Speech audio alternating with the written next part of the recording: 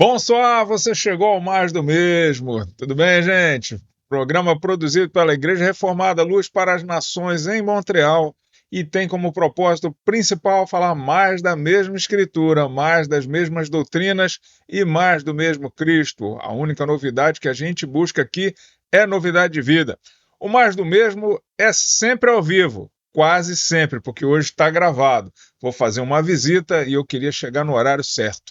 Ele é direcionado primeiramente para os irmãos da Igreja Reformada Luz para as Nações, em Montreal, que fica na Rue Masson 3580, no bairro de Rosemont-la-Petite-Patrie, e que você que não congrega conosco fica convidado para uma visita, convidado também para ficar conosco de segunda a sexta, às 18 horas e 2 minutos, no horário aqui de Montreal, 19 horas e 2 minutos no horário de Brasília, sempre às 18 horas e 2 minutos, para a gente se lembrar todos os dias das palavras ali descritas pelo salmista no Salmo 18, versículo 2, o Senhor é a minha rocha, a minha fortaleza e o meu libertador, o meu Deus, o meu rochedo em quem me refugio, o meu escudo, a força da minha salvação e minha torre de proteção. Quem assiste o programa ao vivo quando eu estou ao vivo está logado e participa do chat, ganha um boa noite personalizado. E quem assistir depois, que pode ser o caso de muitos hoje, vai ganhar um abraço apertado no final do programa. Não fique muito ansioso, no final a gente chega lá. E vamos trabalhar que hoje o programa está grande também, muita coisa para falar. Vamos lá. Bom, dando continuidade ao programa de ontem, só para a gente se lembrar, né, estamos usando uma metodologia, estamos falando da metodologia utilizada pela batalha, movimento de batalha espiritual, que nós destacamos aqui como sendo, na maioria das vezes, uma metodologia que é muito baseada na experiência pessoal, né? E isso nos leva para aquela experiência extra-escriturística, né? Que sai das escrituras. Nós estamos usando a batalha espiritual, esse movimento, para exemplificar, ou melhor, como uma aplicação daquilo que Paulo exortou a Timóteo a tomar conta, né, quando ele se referiu às fábulas e genealogias sem fim que pouco edificam e podem levar à apostasia. Sim, estamos aqui fazendo uma crítica ao movimento da batalha espiritual, não todo ele, mas estamos destacando aqui e nos baseando no livro do reverendo Nicodemos, o que você precisa saber sobre batalha espiritual. E vamos nessa. Então, trocando em miúdos, se não pode ser crivado pela Bíblia, ainda que pareça funcionar, devemos ter muito cuidado para que isso não venha a se tornar um desvio grave, pior do que, quem sabe, a batalha espiritual, e acabar nos levando a nos afastarmos da sã doutrina, né? Que é a doutrina dos apóstolos. Hoje eu quero continuar fazendo um pequeno resumo assim, de algumas das conclusões às quais o movimento da batalha espiritual chega, e trazer, conforme eu havia dito, algumas contestações, né? Então, o reverendo Nicodemos, a quem eu sou assim, pessoalmente grato por ter escrito esse livro, ele destaca alguns dos principais ensinos do movimento de batalha espiritual. Eu vou citar quase todos aqui, pelo menos num momento, né? Então, eu quero ir direto ao assunto, porque são muitos pontos. Então, quando a gente fala disso, né, o primeiro destaque que eu quero fazer, e é o primeiro destaque que ele faz no seu livro também, é que para o movimento da batalha espiritual, todo mal é demoníaco. Então, para o movimento, toda dor, todo sofrimento, toda miséria que há no mundo, incluindo as doenças, relacionamentos arruinados, desemprego, fome, opressão, injustiça social, tudo isso para eles é responsabilidade dos demônios. É normal, nesses casos, você ouvir algo do tipo: eu ordeno que esse espírito de imoralidade saia dessa pessoa, né? Então, todo o mal, a imoralidade, um mal, um pecado, a gente vai perceber que para eles isso é um espírito de imoralidade que está oprimindo aquela pessoa. Então, é claro, né, a gente não vai negar que o inimigo se aproveita da nossa, quem sabe, da nossa lascívia, né, para nos tentar com coisas imorais. É claro que nós sabemos que isso acontece e a gente não vai negar a ação do inimigo sobre as nossas vidas, mas o fato é que ele se aproveita de uma imoralidade que já está em nós, um desejo que já está ali no nosso coração, né? E quando a gente aninha esse desejo e dá luz a ele, a gente gera o pecado, como diz Tiago. Então, É importante que é o pecador que deve deixar os seus maus caminhos, né? É o pecador que é responsável por ter cedido à tentação, ainda que ela tenha vindo do diabo. É o pecador que gera o pecado. Então é o pecador que peca, não o espírito que estaria nele, entre aspas aí. Então a gente vê uma distorção e uma transmissão de responsabilidade que não é saudável, né? Ainda que Jesus tenha libertado um mudo, por exemplo, falando do mal do mundo, um mudo de um demônio que o impedia de falar, a gente vê isso lá em Mateus 9, 32 e 33, isso não indica que toda mudez é devida a uma ação demoníaca. Então, a gente pegar um caso e fazer, é uma má indução, né? A gente pegar um caso e generalizar esse caso, isso é no mínimo um descuido de interpretação. Mas como eles pensam diferente, o papel da igreja se caracteriza pelo emprego desse método de expulsão de demônios, que eu já vou falar daqui a pouco, para libertar as pessoas desses males, sejam eles quais forem, né? Todos os males. E isso, não se, isso ultrapassa a pessoa, como a gente vai ver, isso se expande também às cidades, às estruturas, a instituições e tudo mais. A gente não vai ter tempo de entrar em tudo. Compre o livro do Reverendo Nicodemos, eu realmente aconselho, é um bom livro. Né? Eu tô, assim, a parte inicial tá muito clara, tudo que você precisa saber, mas o livro ainda tem muito mais conteúdo que a gente não vai trabalhar aqui. Isso nos leva ao tal que eu anunciei ontem, o tal do ministério equibalístico, que você possivelmente nunca ouviu falar. A palavra é nova, né? Ela se origina do verbo grego, bego, grego ekbalo, né? E isso quer dizer expelir, expulsar. Então, o método equibalístico seria aí essa ideia desse método de expulsão, né? De expulsão de demônios. Então, é o David Powlison, que eu citei ontem, que destaca isso, né? Então, por exemplo, há uma grande variedade de ministérios equibalísticos, segundo a pesquisa deles. O evangelismo, por exemplo, precisa expulsar os demônios territoriais para que as pessoas daquela região possam ir, da religião também possam ir a Cristo. Então, se não houver expulsão dos demônios territoriais, possivelmente o evangelismo não vai funcionar. Então, as pessoas ficam ali, eu já participei de uma campanha que as pessoas passavam azeite nas ruas, né, para poder evangelizar a rua, passavam azeite nos postos. Já ouvi falar até de gente que urinava, marcando território numa uma coisa meio canina, né? Mas enfim, tá aí, eles faziam isso. Então, o evangelismo não vai ser bem sucedido se os demônios territoriais não forem expulsos. O método aí equibalístico, a expulsão dos demônios. Também isso também acontece no aconselhamento, né? Do qual eu já fui vítima, inclusive. E vítima é uma palavra que eu escrevi, pensei e falei, é isso mesmo, eu fui vítima, né? De um assédio ali, porque eles procurando ajudar-me e a outros, né, nesse problema que eu tinha, a pessoa ela fez uma oração para expulsar um demônio que poderia estar, disse até o nome do demônio, que poderia estar dentro de mim, né? E enquanto ela orava por isso, eu muito incomodado com aquilo tudo, como eu dizia, eu vivia meio apavorado, eu orava e falava, Espírito Santo de Deus, que habita no meu coração. Se tem alguma coisa junto contigo aí, tira mesmo. Agora, se não tem, deixa esse pastor ficar frustrado. E foi o que aconteceu, nada aconteceu. O Espírito Santo de Deus habita no coração dos crentes, ele não divide a casa dele com mais ninguém. Graças a Deus por isso, né?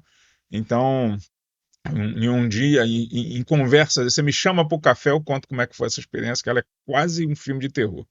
Enfim, então, o método de aconselhamento equibalístico vai sempre começar o aconselhamento, em vez de exortar a pessoa, ou em vez de trazer a percepção bíblica, ele vai começar exortando aquele demônio que está causando aquela miséria naquele momento de vida. Né? Então, se você está desempregado, tem que expulsar o espírito do desemprego, seja lá o que é isso. Mais uma vez, vemos que não foi esse o método sugerido pelos apóstolos quando escrevendo às igrejas. Não foi dessa maneira, nem quando orientava os seus discípulos. Né? Paulo não falou para a gente sair repreendendo o demônio, nem falou isso para Timóteo, nem Jesus orientou os 70 para fazer dessa maneira, para que as pessoas pudessem ser evangelizados e tudo mais. Mas acho que isso é bastante claro. Né? Eu fico até um pouco incomodado de falar coisas tão óbvias. Então, quando lemos a carta de Timóteo, o que aprendemos é muito distante dessa questão de sair expulsando o demônio. Dentre tantos exemplos, eu vou pegar, são muitos exemplos, praticamente todos os exemplos vão falar de coisas diferentes dessa, né? Eu vou pegar aqueles que falam diretamente aos presbíteros da igreja. Seria um problema muito grave, né? Ontem mesmo ouvi de um problema lá do Brasil, de presbíteros vivendo em pecado, né? Então, diz lá o texto: não aceite denúncia contra presbítero. Isso está em 1 Timóteo 5, eu não botei a passagem aqui, 1 Timóteo 5, 19 e 20. Não aceite denúncia contra presbítero, a não ser exclusivamente sob o depoimento de 2 ou 3 testemunhas. Quanto aos que vivem no pecado, os presbíteros, repreenda-os na presença de todos, para que também os demais temam. Repreenda sim, aí é meu texto, repreenda sim aos presbíteros, não aos demônios que estariam atuando sobre ele, que a falta de vergonha, ou a imoralidade, ou o pecado recorrente, porque essa aqui é uma prática de pecado, tem que ser, a responsabilidade dela é do presbítero, que ao invés de ser exemplo, está levando a sua igreja a viver esse escândalo, né? Então você repreende o presbítero, essa é bastante claro. Então quando pecamos, ainda que tenhamos sido tentados pelo diabo, isso a gente não vai negar, porque é bíblico, somos nós que pecamos, volto a dizer. Então a gente precisa ser honesto diante de Deus para não repetir aquela cena do Éden lá, né, onde Adão joga a culpa em Eva, Eva joga a culpa na serpente, e a serpente é a única que assume o que fez. Então, na batalha espiritual ainda, o terceiro destaque que é que ainda há os espíritos territoriais, mencionei-os, né, mas essa aqui é forte. Então, segundo os defensores da batalha espiritual, Satanás teria designado um demônio para cada unidade geopolítica do mundo. Então, o texto que eles usam para isso obviamente, acho que é o mais claro deles, é o de Daniel 10, 13 e 20, onde é mencionado aquele espírito lá do príncipe da Pérsia, né? Então, que não é o jugo, né? Que foi endemonizado também, por isso eu parei de jogar naquela época, porque não podia mais jogar príncipe da Pérsia, era um dos poucos que a gente tinha de graça para jogar. Mas enfim, o texto fala do tal príncipe, eu não vou me estender nisso por causa do tempo, mas depois você pode ver, eu até citei equivocadamente, confundindo com a disputa lá pelo corpo de Moisés, descrita em Judas, e outro texto é Deuteronômio 32, 8. São os dois principais textos, segundo a pesquisa do reverendo Nicodemos, onde eles entendem que pelo fato de Deus ter designado filhos de Deus, né, que são traduzidos normalmente como anjos também, para cuidar das nações. Então o reverendo Nicodemos considera como esses filhos de Deus esses filhos de Deus que cuidariam das nações, se transformaram em espíritos malignos, não fica claro. Então ele relembra que ele relembra que criar qualquer teologia baseada em uma variante textual é má prática de interpretação, isso é óbvio, né? Então, há outros textos, mas em síntese, a teoria deles é que quanto maior as trevas de um lugar, maior a influência de demônios naquela região. Daí vem aquela ideia que eu mencionei ontem sobre a janela 1040, entre as latitudes 10 e 40 norte, e isso seria, o evangelho seria difícil de propagar lá, porque seria uma imensa fortaleza demoníaca e que deve ser a última a ser conquistada para a igreja, segundo a visão do pessoal da batalha espiritual. Então, que há influências de demônios, ninguém discorda, mas que eles se organizam geograficamente ou que a obra missionária depende deste conhecimento, não fica claro, né? Obviamente. Quarto aspecto, resistência dos espíritos territoriais à obra da igreja. Segundo o movimento de batalha espiritual, os espíritos territoriais oferecem total resistência aos esforços da igreja para evangelizar a área sob seu controle, obviamente, cegando as pessoas ou mesmo oprimindo os crentes. Então, aí bem, né? A gente sabe que o inimigo batalha mesmo contra a obra da igreja, né? Mas ele não prevalece, a gente precisa lembrar disso, porque foi Jesus que deu autoridade à igreja, a missão foi dada por Jesus, mas, segundo eles, a igreja precisa neutralizar essas forças cósmicas e malignas, derrubar as fortalezas, ou não vai ter qualquer sucesso. Sendo assim, a igreja, segundo os adeptos desse movimento, precisa destronar esses demônios, senão a obra evangelística não vai funcionar, né? Então, de que maneira a igreja ataca, seria aqui a quinta característica. Ora, o Peter Wagner, né, que é um dos papas lá, afirma que são poucos crentes que estão preparados para esta obra. E ele faz uma advertência, abre aspas, se você não sabe o que está fazendo, Satanás vai devorá-lo no café da manhã. E aí comenta o reverendo, né, como está comentando isso tudo aqui, que eu praticamente estou transcrevendo e resumindo, assim, para não serem devorados no café da manhã, os cristãos têm que ler os livros escritos pelos peritos da batalha espiritual, não a Bíblia, frequentar suas conferências e etc. Né? Ouvir o metal falando aí de vez em quando, porque dá dinheirinho, né? Mas vamos lá. A igreja também, como tática ensinada, ainda tem que fazer o mapeamento espiritual. Gente, eu já fiz isso tudo já. Só que eu não era pastor. Já fiz isso tudo. A gente orava pelo mapa assim, quase que como uma coisa de Oish, assim, né? Que é uma coisa inventada, diga-se de passagem. Aí as pessoas oravam pelo mapa e sentiam no mapa da cidade, ou é aqui, é aqui. Aí testificava, pronto, ali está o trono de Satanás, vamos destroná-lo. Aí começava. Então a gente levantava também, esse mapeamento levantava a história, o local, nomes, hábitos, tudo relacionado àquela cidade, né? O passado da cidade, sua localização, os hábitos, isso tudo ia influenciar na estratégia missionária da igreja, caso a igreja não conhecesse esses detalhes.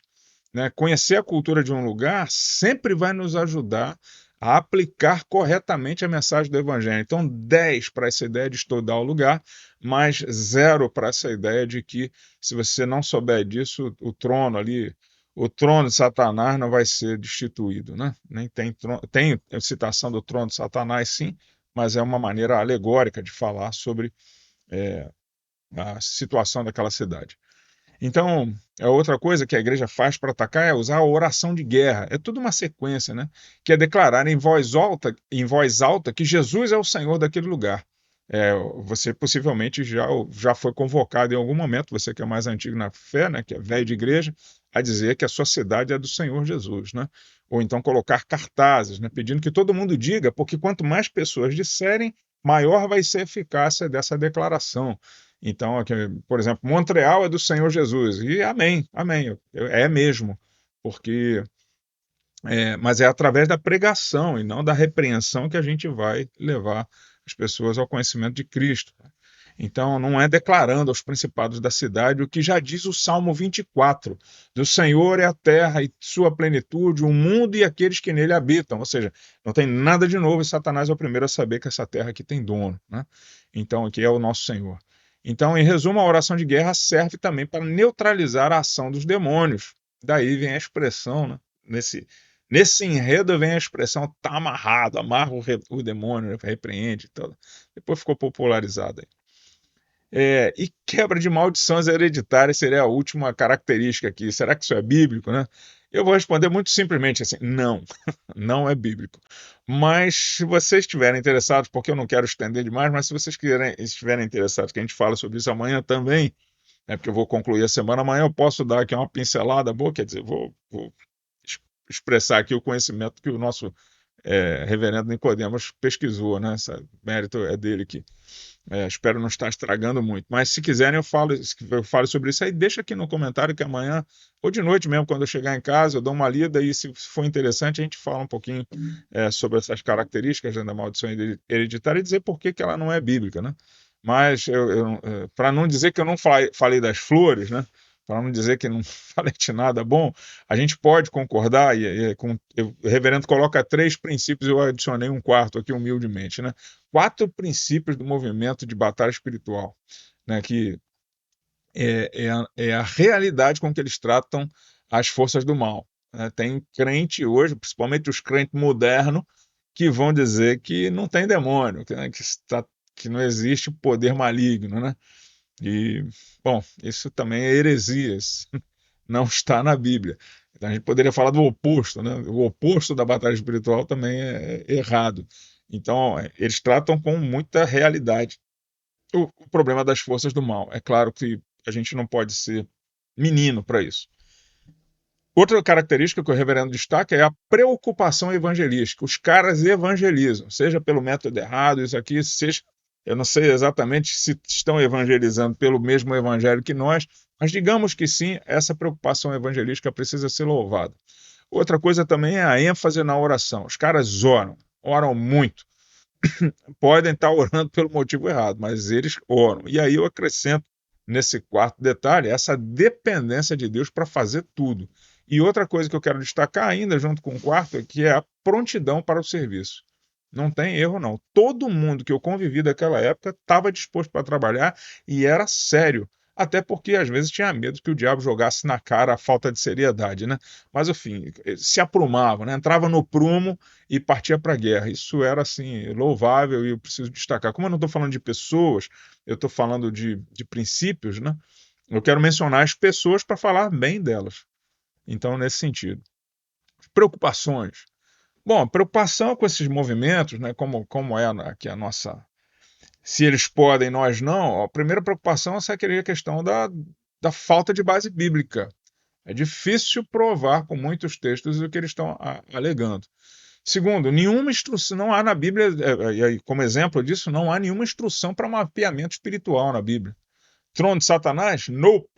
Não tem. Não, tem lá a expressão, mas isso ela não se refere não é uma instrução dada pelos apóstolos ou pelo próprio Cristo para que nós buscássemos destronar o trono de Satanás. Né?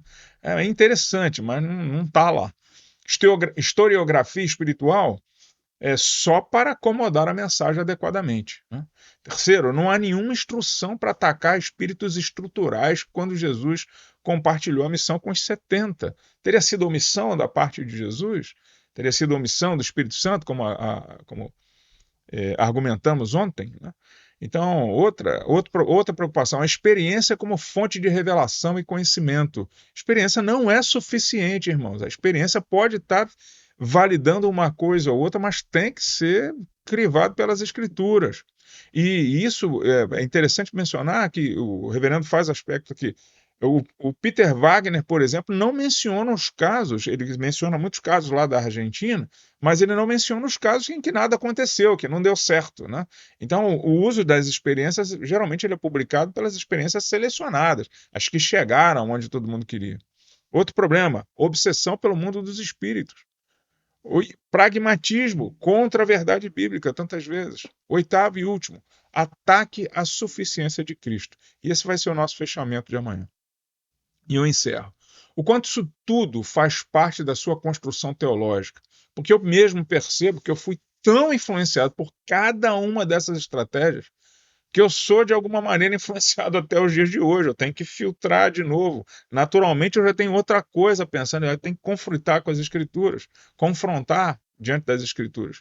E eu peço, eu não sei se é o seu caso, mas é o meu, peço que Deus me ajude, nos ajude, de maneira tal que fiquemos somente com as Escrituras e que Deus nos livre de termos o nosso coração e pensamentos confiantes em qualquer outra coisa que não seja a palavra de Deus. Era a nossa regra única de fé e de prática.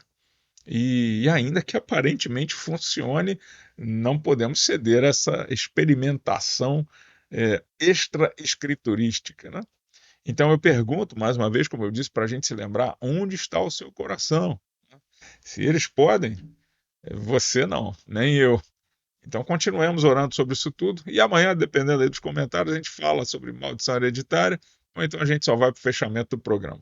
Tá bom? E assim a gente encerra mais este programa, naquilo que eu acertei, glória a Deus, naquilo que errei, a glória é minha mesma. Amanhã, se o Senhor permitir, tem mais do mesmo livro, mais das mesmas doutrinas, mais do mesmo Cristo, a quem nós devemos a nossa existência, e dele é a terra, toda a sua plenitude, todos os que nela habitam, e nesse sentido, claro que a nossa cidade é do Senhor Jesus, né? E você que chegou até aqui, como prometido, você deve estar ansioso agora, fica o nosso abraço apertado de toda a ILPN, que Deus abençoe vocês, irmãos. Amanhã, se Deus quiser, a gente vai estar junto, ao vivo. Que Deus te abençoe, à bientôt, à la prochaine, au revoir, até mais.